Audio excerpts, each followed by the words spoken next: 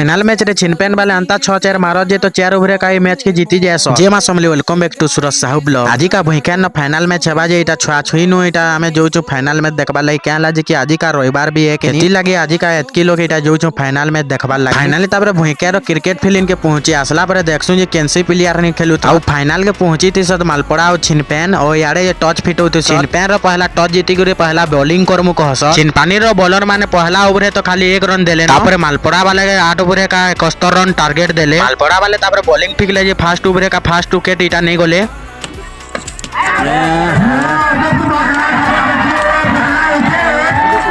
जेन batsman छिनपानी रो जो पिटू तिला है बैट्समैन के मालपड़ा वाले आउट करले जे बहुत खुश है गोले तापर छिनपानी रो बैट्समैन मानकर शॉट खाली मुने देखौ जे चलो